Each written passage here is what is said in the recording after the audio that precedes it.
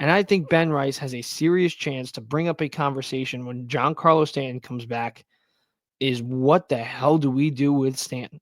Because I think Ben Rice getting his first opportunity to be in the everyday lineup, I think it's dangerous. I think it could be dangerous. You look at his numbers in the minors. I mean, in 2024, in 80 games at the AA and AAA level, just 80 games, 24 total home runs, 273 batting average, a 968 OPS. You look at the 30 games he had at the AAA level last year, he put up a 1.088 OPS. He had a 294 batting average. In those 30 games, just 30 games, he hit 12 home runs with 33 RBIs. I think Ben Rice, if he does what he did in the minors, just a shade of it, when Giancarlo Stanton comes back, it's going to be a very tough conversation for Yankees fans. So I think, I know he's 26 years old.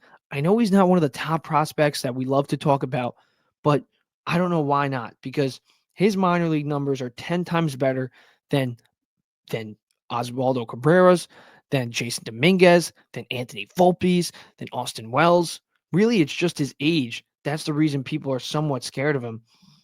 But I mean, dude, 12 home runs in 30 games at the AAA level, 33 RBIs in 24 games last year. That's insane. And then you look at his 2023 numbers. His 2023 numbers in the minors across three different levels were even better. So in just 73 games, he hit 20 home runs. He had 68 RBIs with a 324 batting average with a 1.048 OPS. And you look at the different levels that he was at. You look at his AA numbers. His AA numbers, he had a 327 batting average, a 1.049 OPS. You look at his A plus numbers. In single A plus, he had a 341 batting average, a 1.082 OPS. And then in low A, he had a 948 OPS with a 286 batting average. So he's done it at every single level. He's just produced at every single level. So I think we got to start talking about Ben Rice more. I really think Ben Rice could be a surprise wild card guy out of the Yankees lineup. And if he produces with a 260 batting average, if he hits multiple home runs a week, if he's driving in runs, when Giancarlo Stanton comes back and he's healthy, it's going to be a tough conversation for not only Brian Cashman and Aaron Boone, not only for the fans, but for MLB like in general, because Stanton's getting paid a boatload of money. He's a dominant player, obviously, in the postseason, but you cannot leave Ben Rice out of the lineup. Now, the question is, can you teach him how to play third?